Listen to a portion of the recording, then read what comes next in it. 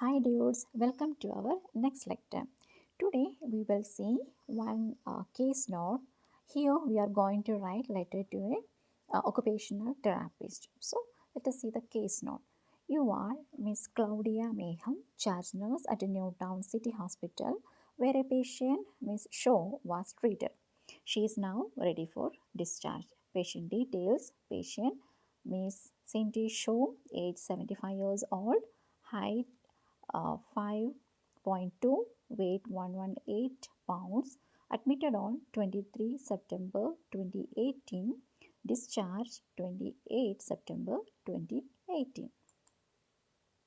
Reason for admission: admitted to hospital following a fall at home. So she was referred by her general practitioner. Left hip replacement done. Medical history: diabetes mellitus, diagnosed 20 years, precox 25 mg tablet, no other comorbid conditions. Her social backgrounds are: she lives with daughter and son-in-law, 30, no children, in a granny flat, spouse dead 10 years ago, daughter living overseas next week for a year because of husband's job. To move into a self-contained flat, because of that reason she will be moving to a self-contained flat. This flat has steps. Whether it is okay for the walker is not, this is the confusion. All routine activities are independent. Exercise regular, walking 30 minutes per day, 5 days per week. Nursing management: this is pre-operatively on 16/9. They did HbA1c 6.5, fasting 125 milligram per dl, postprandial 170. Anyway, these all are irrelevant data for us because we are going to write letter to an occupational therapist. Anyway, 23/9 postoperative. Some data are given here. 24/9 decreased mobility, compression stockings for blood flow, precox and IV fluids to 50 milligram postoperatively. 25/9 able to walk to the bathroom with a walker, catheter removed. Then 27/9 compression stocking removed. 28/9 readings at discharge 130 milligram per dl, PP 150 milligram per dl. Pain described as 5 out of 10, increases after walking for 5 minutes, and it will be 7 out of 10. Moderate mobility, walk approximately 50 to 60 steps with aid. Incision site, slow healing. Pain described as 5 out of 10, increases after walking as we saw in the earlier slide. Then daily dressing required, staples removed in 2 weeks. Monitor blood sugar. Discharge plan. For physio, range of motion exercises and strengthening exercises for the week comes. Scar tissue massage can be considered after incision heals. Balance exercises because decrease the risk of falling. These are relevant data. So for us, we need the discharge plan for occupational therapy. Complete a home as hazard assessment since she will be living alone. Discussed with the patient, non-slip for bathroom, rails, worried, needs help from daughter for cost. Soak and shoe horn, reacher, dressing stick and raised toilet already purchased by daughter. Needs to be shown how to cook meals, that is using reacher, etc. Placement of food items is important. No bending and can resume mild exercise after 12 weeks subject to review of progress, and yearly x-rays are recommended. So this is our writing task. Using the information in the case note, write a letter to Miss Claudia Mayhem, an occupational therapist, detailing Miss Shaw's situation and requesting home assessment and management. Address the letter to Miss Claudia Mayhem, Newtown, Occupational Therapy, 10 Johnstone, Newtown. So let us see how to write the letter. Let us start with the date and address, 28 September 2018, and the address is Miss Claudia Mayhem, Occupational Therapist, Newtown Occupational Therapy, 10 Johnstone, Newtown. Just you have to copy and paste your date and address from your case note. Keep it in your mind. Please don't keep any commas in address and the date format. It should be same. all over your letter format. In salutation, dear Miss Mayhem, you have to indicate only the surname. Regarding Miss Clinty Shaw, aged 75. Only here you can use the comma in between. We will go to the introduction paragraph. I am writing to refer Miss Clinty Shaw, who is recovering from left hip replacement surgery. She requires home assessment and management. She is said to be discharged today. So here we should have three sentences same like this. We have to introduce the patient name and what is the recent present medical condition and what is the requirement and discharge status. That is, I am writing to refer. Patient name, full name should be written here, and the recent present medical condition is recovering from the surgery, and the requirement is she requires home assessment and management, and the discharge status is she is said to be discharged today.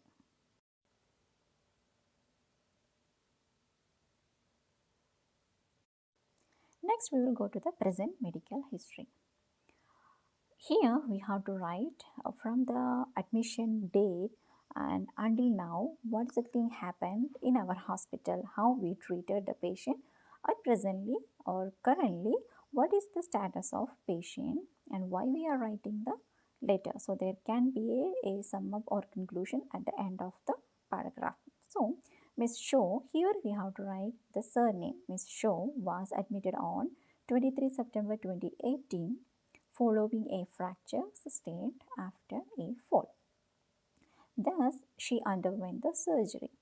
Because we are going to write, we are writing the letter to an occupational therapist. So, no need to write any irrelevant data regarding the medical treatment what we have given. So, simply we can sum up here. Post-operatively, her mobility has decreased. However, she is able to walk to the bathroom with the help of a walker and can walk about 50 to 60 steps with the help of walking aid. But she complains severe pain after walking, for which she is on pain medication. So this is like a conclusion. What is the ability of the patient regarding, after going home? After going home, whether she can cope up with the situation or no, or else currently what is her status of mobility. So this is only the sum up of this paragraph. So Miss Shaw was admitted on 23 September 2018 following a fracture sustained after a fall. Thus she underwent a surgery. Post-operatively, her mobility has decreased. However, she is able to walk to the bathroom with the help of walker and can walk about 50 to 60 steps with the help of walking aid. But she complains severe pain after walking, for which she is on pain medication, so that the occupational therapist can understand that she is using the walker and some walking aid for mobility.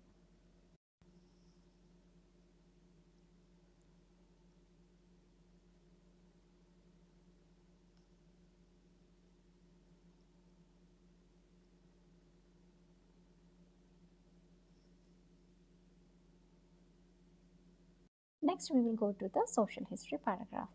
Miss Shaw is a widow and lives with her daughter, who is moving to overseas by next week for 1 year. So in this paragraph, this is important paragraph for the letter to an occupational therapist, because here we are going to write the relevant data behind the reason for the letter. Because here her daughter is actually just now they finished the hospitalization, ready to be discharged, but within a week her daughter is leaving, and for 1 year she will not be there. For that 1 year, our patient is going to stay alone in a self-contained flat, but that flat has some problem. It's not this flat is not occupied with essential equipment. So we are writing the letter to an occupational therapist to assess the home and to make relevant arrangements. So Ms. Shaw is a widow and lives with her daughter, who is moving to overseas by next week for 1 year. Thus she will transfer to a self-contained flat which has steps, for which she requires an assessment and modifications of her home to use her walker safely without any hazards. So this is simply, we can sum up the reason behind of the letter, because it's related to her social history. In next paragraph, we are going to tell about the recommendations. So here we can sum up what all the things her daughter already arranged and what all the things need to be arranged by the occupational therapist. It would be appreciated if you could visit Miss Shaw's home and complete a home hazard assessment since she will be living alone. Kindly discuss with her regarding the non-slip mat for bathroom and side rails. Please note some equipment such as sock, shoe horn, reacher, dressing stick and toilet razor are purchased by her daughter. So this is half of the recommendations. We can see in the next slide the remaining. So here we are requesting to make an home hazard assessment because she is going to live alone. So here we are requesting him to discuss with her regarding the non-slip mat for the bathroom and what all the things they kept like a newly, such as side rail.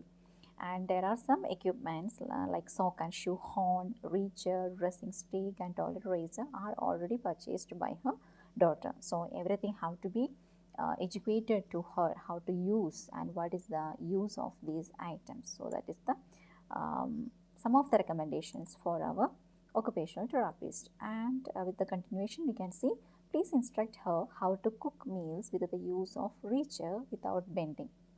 Additionally, it is essential for her to educate regarding placement of food items. So here after the surgery she should not bend too much, so they are arranging the reacher, but occupational therapists have to be teach how to use.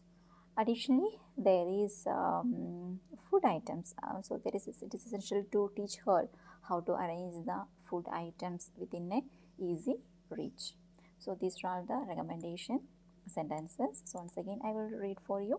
It would be appreciated if you could visit Miss Shaw's home and complete a home hazard assessment since she will be living alone. We can use some of the connectives like kindly. It would be appreciated if you could, kindly, please, please not, kindly not. So these all are, it is essential for her, it is important for her, it is vital for her. So these all are connectives. But while using connectives, just keep it in your mind the sentences whether it is relevant or no. Then kindly discuss with her regarding the non-slip mat for bathroom and side rails. Please note some equipment such as sock, shoe horn, reacher, dressing stick and toilet razors are purchased by her daughter. Please instruct her how to cook meals with the use of reacher without bending. Additionally, it is essential for her to educate regarding placement of food items. The conclusion paragraph, please do not hesitate to contact me if you have any queries. This is common for all letters, and here yours faithfully, registered nurse. This one, actually there are two things, yours faithfully or yours sincerely. Here if we have the name of the reader, you can write sincerely. If there is no name indicated, you can write faithfully. So here already they have given the name of the occupational therapist, so he can write yours sincerely, registered nurse. So I hope you have understood the way how we can write the letter to an occupational therapist. So simply and humbly you can sum up the letter without any complications. So first of all, you have to read the writing task, and you have to go through the sequence as a sequence from first to last. By the time you can just mark it only the important things, because this letter can be written for an occupational therapist and can be for the community health nurse. So the content will be relevant for both, but according to the writing task to whom we are writing, we have to select only the relevant and semi-relevant data. You can write relevant as well as semi-relevant, but you should not write any non-relevant, the relevant data. So just try to tick out only the relevant and the semi-relevant.